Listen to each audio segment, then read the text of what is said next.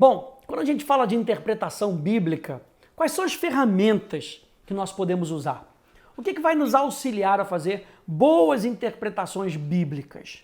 Né? A gente tem aqui algumas ferramentas, eu anotei aqui algumas, botei aqui alguns comentários, para que você possa ter uma noção, nesse seu estudo da Bíblia, o que você vai precisar.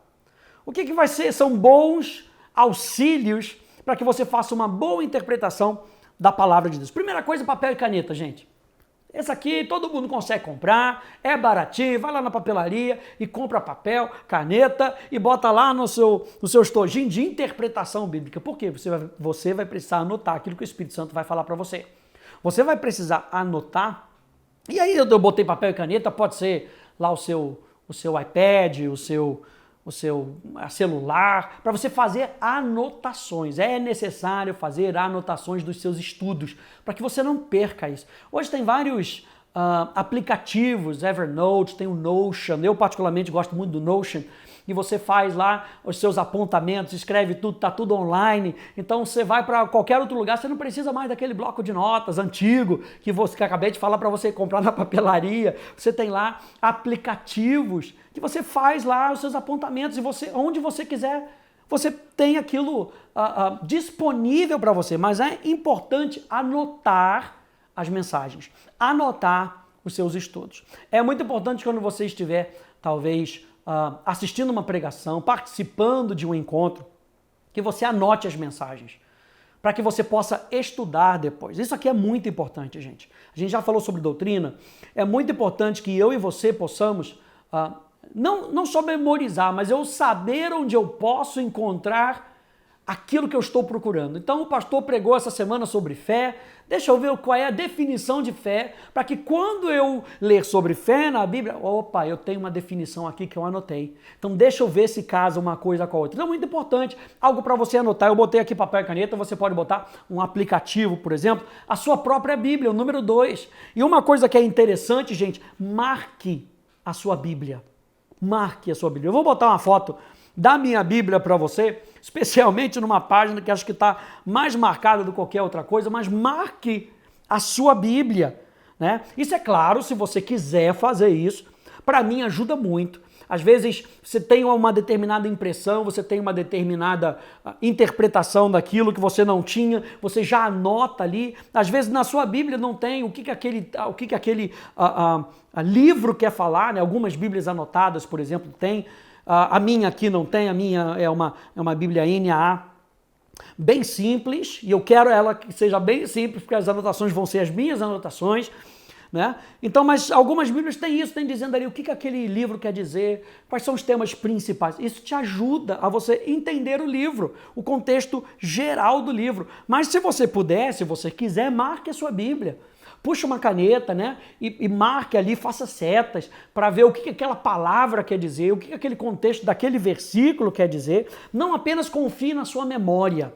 Quando você pegar novamente aquele texto naquela sua Bíblia, né? Você vai poder, nossa, foi isso aqui que Deus me falou. Nossa, eu não estava me lembrando disso aqui. Então, a sua Bíblia é fundamental. Por quê? Porque a interpretação bíblica, não é interpretação de texto paralelo, é interpretação bíblica. Então, tem assim, aí sim, uma caneta para você puxar, se você quiser, anotar na sua Bíblia, tá? Outra coisa, eu, por exemplo, uso a NAA. Gosto muito da NAA, gosto também particularmente da NVI para algumas outras coisas, mas eu uso, a minha Bíblia é NAA, Nova Almeida Atualizada, mas tem outras traduções bíblicas. Você tem aí aplicativos como o YouVersion, que tem várias traduções bíblicas, e tenha na sua disciplina de quando você estiver interpretando um texto, busquem outras versões. Por quê? Porque algumas outras traduções eles usam determinados métodos para poder traduzir um texto bíblico. E essencialmente nós temos três tipos de traduções bíblicas. A número 1 é aquela que é essencialmente literal, ou seja, vai traduzir palavra por palavra, retém muito da forma original da língua e oferece uma tradução palavra por palavra no maior grau possível. Então, árvore vai ser árvore, pé vai ser pé, coxa vai ser coxa. Tradução palavra por palavra do texto. Esse nós chamamos de essencialmente literais. Aí você tem a Almeida Revista e Corrigida, a Revisada e Atualizada, tradução brasileira, a Almeida Revisada, a King James Atualizada e até mesmo a NAA, a Nova Almeida Atualizada. Essa é a primeira. A segunda categoria que a gente tem é chamada de equivalência dinâmica. Ou seja, essas de equivalência dinâmica, elas traduzem uma abordagem de pensamento por pensamento. Não é palavra por palavra, até porque não existe uma que seja perfeitamente palavra por palavras, até porque determinadas palavras não tem no nosso idioma. Então tem gente que refuta muito essa questão de ser palavra por palavra, né? Que a maioria delas, na realidade, é pensamento por pensamento, mas algumas são muito mais. Tá? Então algumas dessas que são pensamento por pensamento, elas transmitem o significado essencial do original escrito pelo autor. Enquanto na primeira eu falei que era palavra por palavra, o segundo traz a tradução do pensamento daquilo que o autor estava querendo dizer.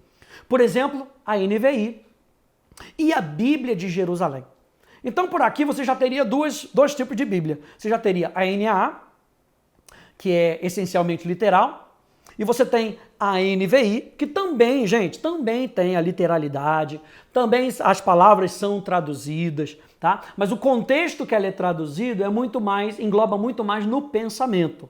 Não vou dizer que a NVI é menos do que uma literal, não, gente. Isso aí não é correto dizer. Então é bom ter uma NVI também, porque ela vai traduzir o pensamento daquele autor. Então você já tem aí uma essencialmente literal, uma equivalência dinâmica, uma NA, uma NVI, e você também pode ter uma paráfrase. O que é a paráfrase? A paráfrase é uma tradução da Bíblia para o idioma moderno. Ou seja, ele refraseia o idioma ao invés de fazer a tradução diretamente da língua original, usando frases contemporâneas. É aí que você tem a nova tradução na linguagem de hoje. Você tem a tradução para a linguagem de hoje, você tem a Bíblia viva e você tem a mensagem. Então talvez seja muito bom você já ter 3 tipos de Bíblia, uma NAA, uma NVI e uma mensagem, por exemplo. Você já tem as 3 categorias de traduções da Bíblia. Então, para ilustrar isso, as abordagens diferentes, por exemplo, de Romanos capítulo 8, no verso 8. Que se você pegar o essencialmente literal, a Ara, por exemplo, ela vai dizer assim: portanto, os que estão na carne não podem agradar a Deus. A King James Atualizada, que também é essencialmente literal, diz: os que vivem na carne não podem agradar a Deus. A equivalência dinâmica, lembra aquela pensamento por pensamento, diz: quem é dominado pela carne não pode agradar a Deus. Já a paráfrase, aí a nova tradução na linguagem de hoje, diz: as pessoas que vivem de acordo com a sua natureza humana não podem agradar. Você viu a diferença? Um fala de viver, outro fala de não ser dominado ou de ser dominado, e outro que fala de viver de acordo com a sua natureza humana.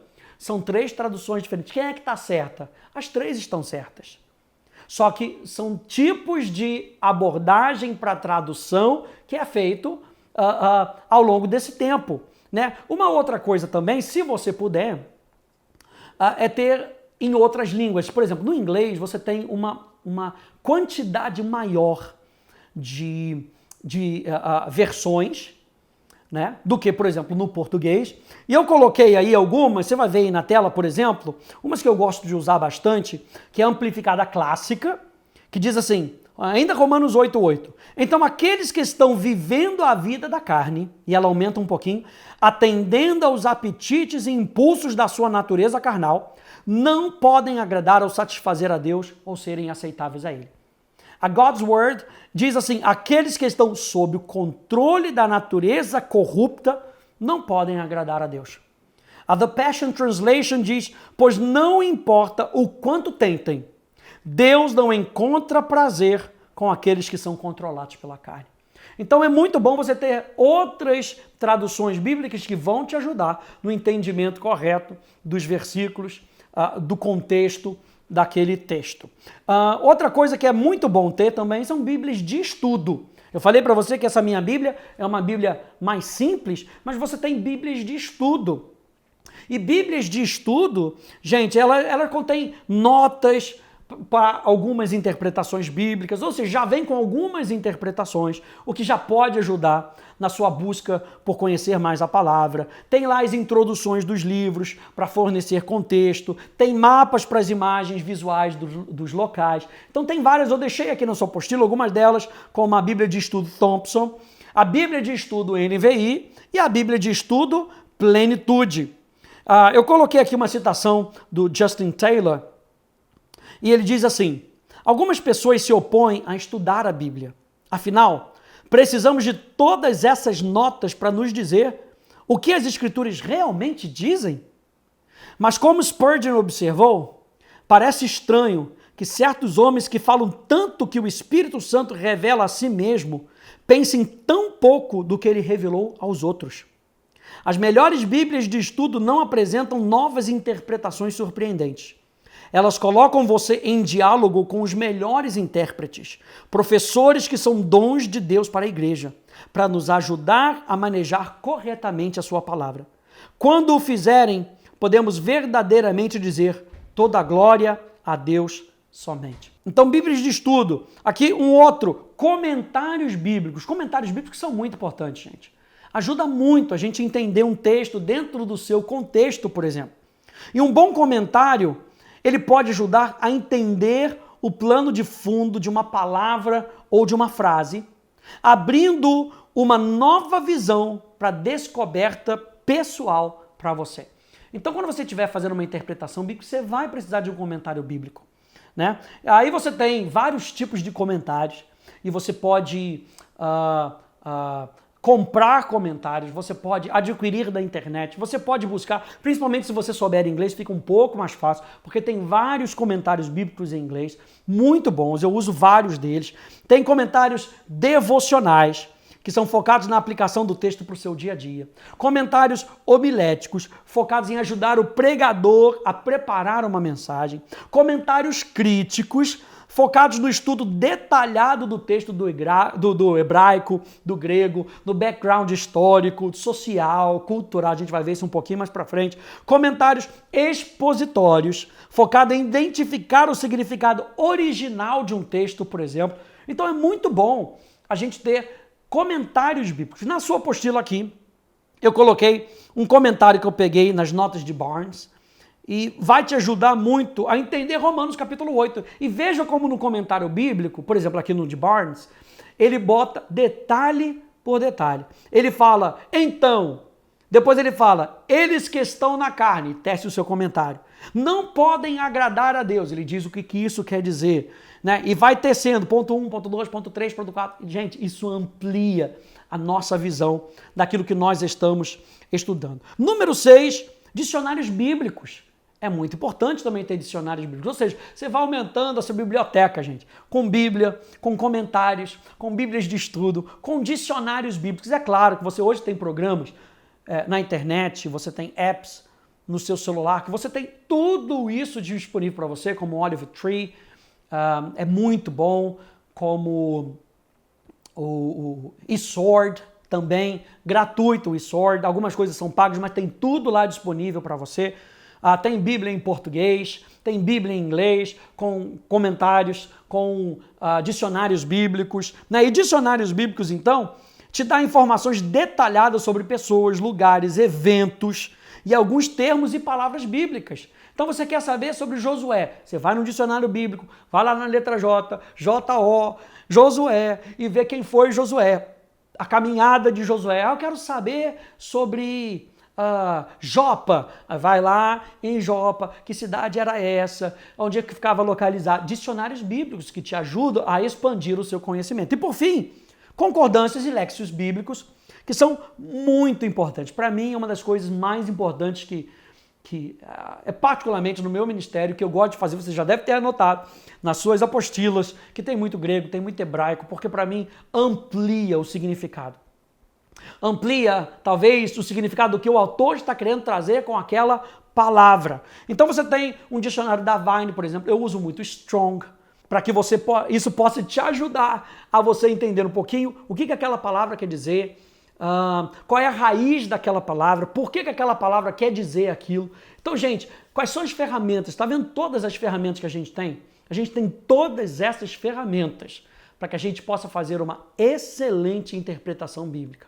Agora, acima de tudo isso, eu e você temos o Espírito Santo.